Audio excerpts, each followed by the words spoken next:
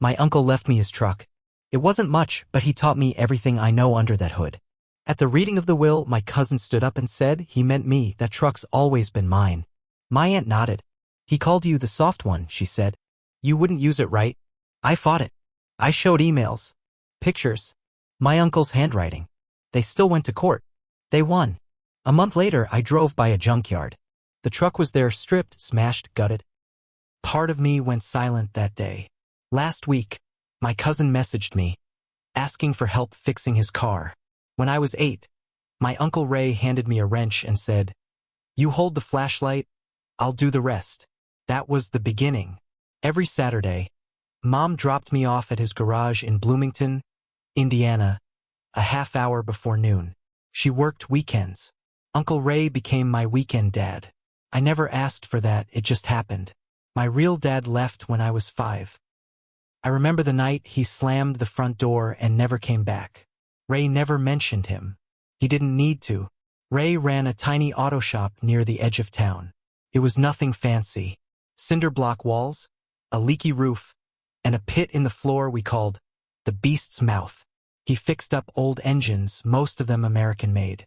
Fords, Chevys, and occasional Dodge if someone paid enough. His hands were always stained with grease. His nails, black half-moons. He smelled like oil, sweat, and the kind of soap that doesn't lather. I loved it there. He never treated me like a kid.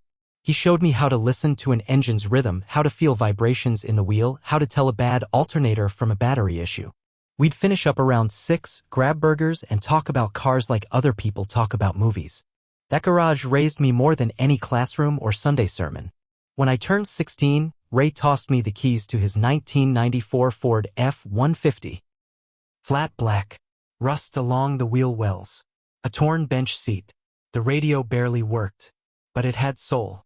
We rebuilt the engine together, just the two of us. Took 3 months. He let me pick the paint. He said, "You keep this up and she'll outlive both of us."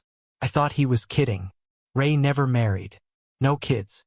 Just his sister Cheryl and her son, Ryan, my cousin.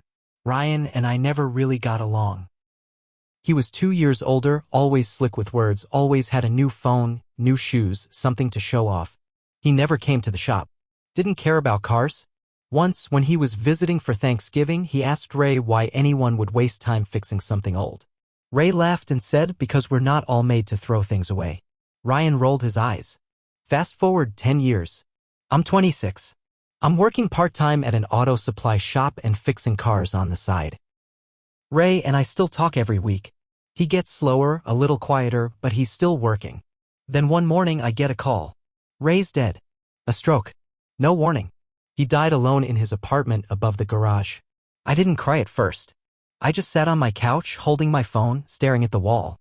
The world went quiet. Like someone hit mute. I kept thinking about the last message he sent me. Still got that rattle in the exhaust? Come by this weekend. He was gone before I got the chance. The funeral was small. Just a few locals, some old friends and family.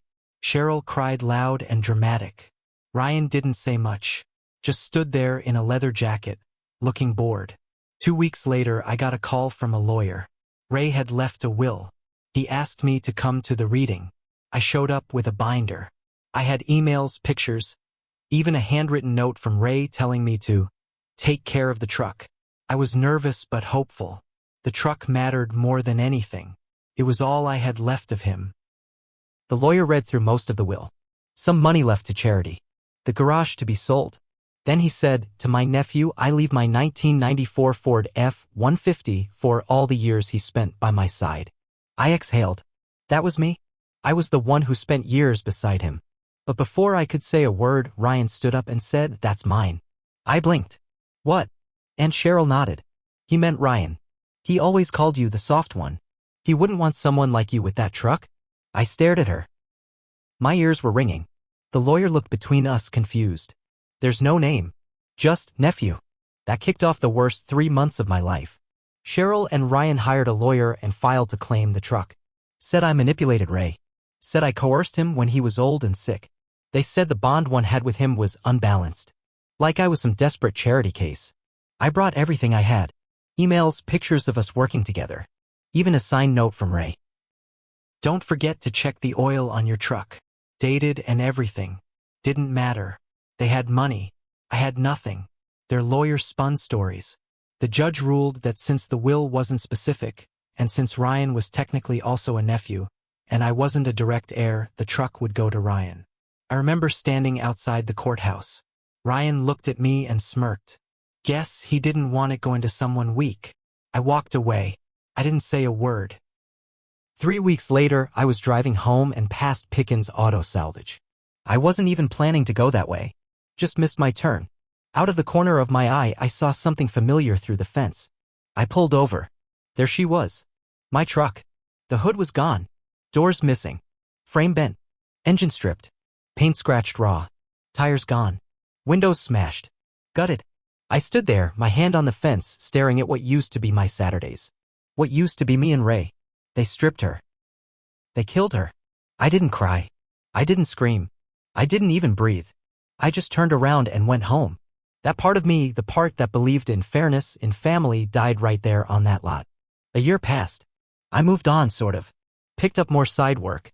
Started renting a stall at a buddy's shop. Kept my head down. Then, last week, I got a message on Facebook. Ryan. Hey, man. My car's acting up. I remember you were good with engines. Think you could take a look? I stared at the screen for a long time. I could have ignored it. But something colder inside me said, no. Answer him. So I did. Sure. Bring it by the shop on Saturday. Noon. He showed up right on time. Hyundai Sonata. Cheap rims. Front bumper held on with tape. Steph, his girlfriend, was in the passenger seat, scrolling her phone. They didn't even look at me when they pulled up. Ryan got out. Thanks, man. Thought we could let bygones be bygones. I smiled. Sure thing. I looked under the hood. It wasn't much. Fuel pump issue. Easy fix. But I didn't fix it. I rerouted part of the vacuum line. Left the fuel line vulnerable to vapor lock. Timed it so it wouldn't fail immediately. Told him I'd fixed it. Took his money. He left happy. For days later, he called screaming. The car had died on 3rd Street. No warning. Lost power steering. Brakes went out. Rolled into a stop sign.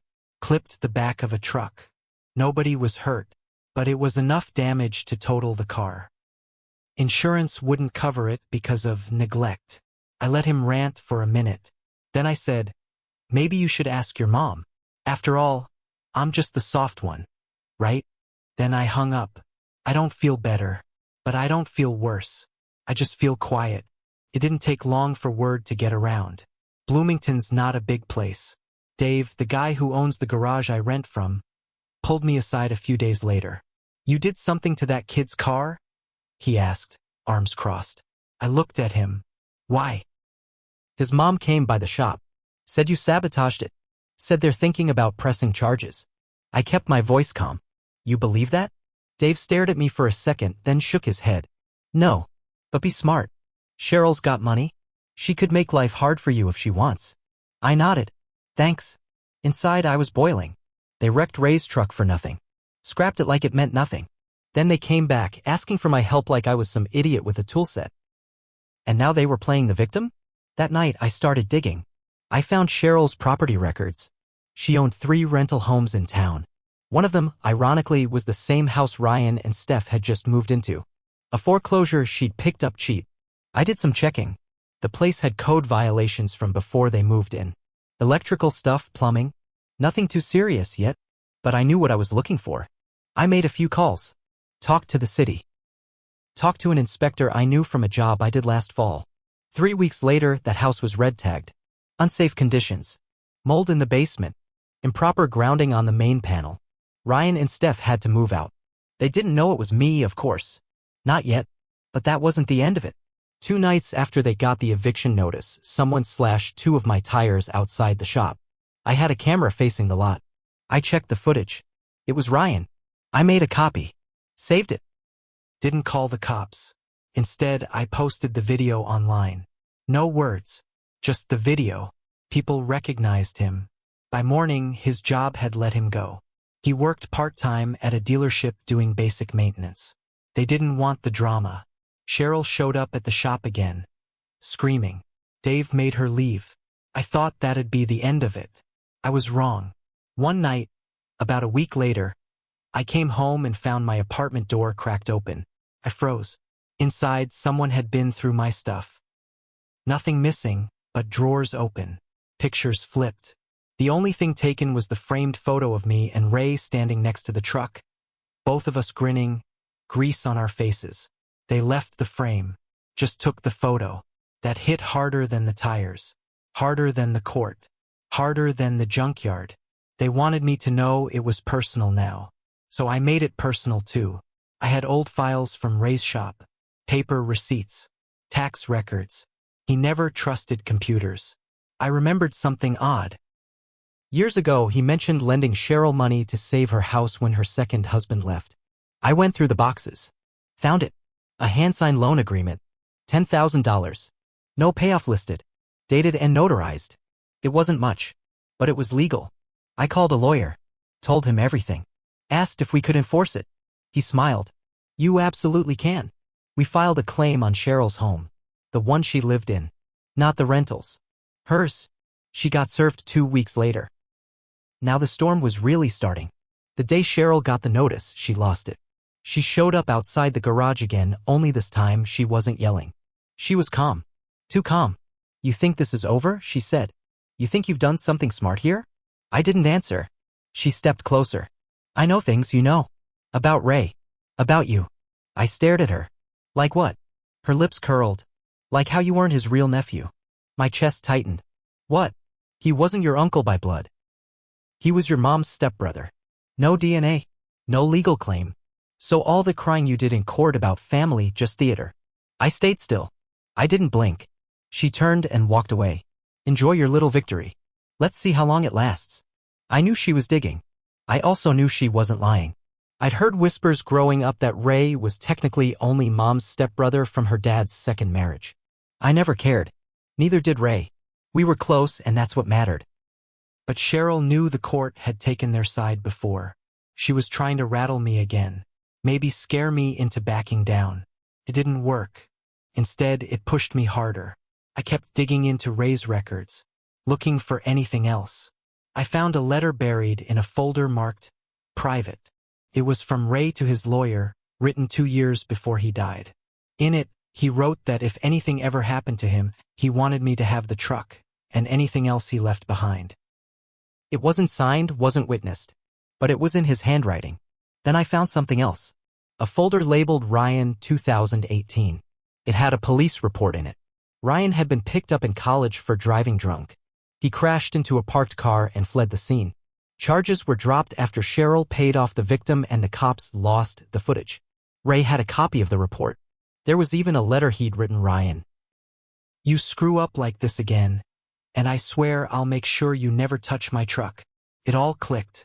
Ray knew what Ryan was. He never wanted him to have that truck. And now it was gone. Destroyed. Ryan had robbed me of the only thing Ray wanted me to have. But he'd also left a trail of rot behind him. I wasn't done yet. I sent an anonymous tip to the city licensing board about Ryan working at the dealership without a proper tech certification. I included the police report and the letter. I also shared a copy with Steph. I didn't know if she'd believe it, but it didn't matter. 3 days later, Ryan's name popped up again, this time on the local Facebook groups. Steph had dumped him. Said he lied about everything. His job. His past. His car. Even the truck. He told her it was a gift from Ray because he was the favorite nephew. I sat in my apartment and watched the comments roll in. He was losing everything. But I still hadn't felt that quiet part of me come back. The part that went silent when I saw the truck in the junkyard. So I went back. To the junkyard. I paid the guy who ran it $50 to let me in back. And I found her. Or what was left of her. The frame. Bent. Rusted. Part of the dash was still intact. The glove box. It had Ray's handwriting on it, black marker. A single word. Always. I stared at it. Then I took it. I took that glove box door home and mounted it on my wall. I wasn't finished yet, but I knew exactly what was coming next. The glove box door sat on my wall like a tombstone. Every time I looked at it, I heard Ray's voice again. That old laugh. That line he always said when I got frustrated working on something. Slow down. If you rush, you'll break it. I took my time. I gathered every piece of proof I had, emails, pictures, letters, that old and signed note from Ray, the police report, even the dealership's internal memo where Ryan got fired. I printed them, labeled them, put them all in a binder. Then I called a reporter I knew from the Bloomington Tribune.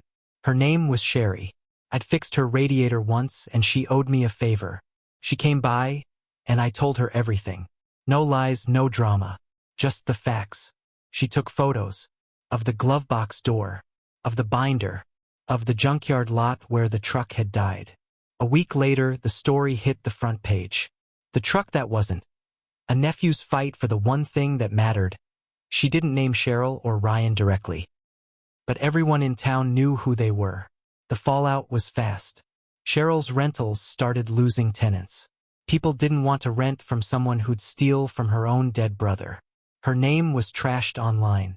Ryan tried to defend himself, but nobody cared. He had no job, no girlfriend, no place to live. The last time I saw him, he was standing outside a pawn shop trying to sell a laptop. But that wasn't the end. The guilt caught up with me. One night, I stood in the garage alone, looking at the glove box door, and I realized something I hadn't let myself admit. Ray never changed his will. That part was on him. He trusted people to do the right thing, and they didn't. But he also didn't make it clear enough. Maybe he thought love was enough. I was wrong, too. I shouldn't have touched Ryan's car. I could have hurt someone else.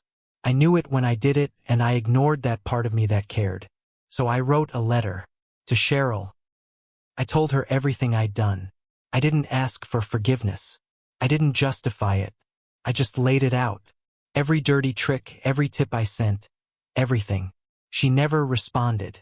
But a month later, her house went up for sale. And the truck? I found what was left of the engine block buried in the junkyard scrap pile. I bought it for $10, took it home, mounted it on a stand, cleaned it, sanded it, painted the word "always" on the side. It sits in my living room now, heavy, quiet. Some nights I sit beside it and think about the choices we make. How pain twists people. How love can be forgotten so fast. How revenge doesn't fix the silence it leaves behind. I won, but I also lost something I can't get back. And maybe that's the real story.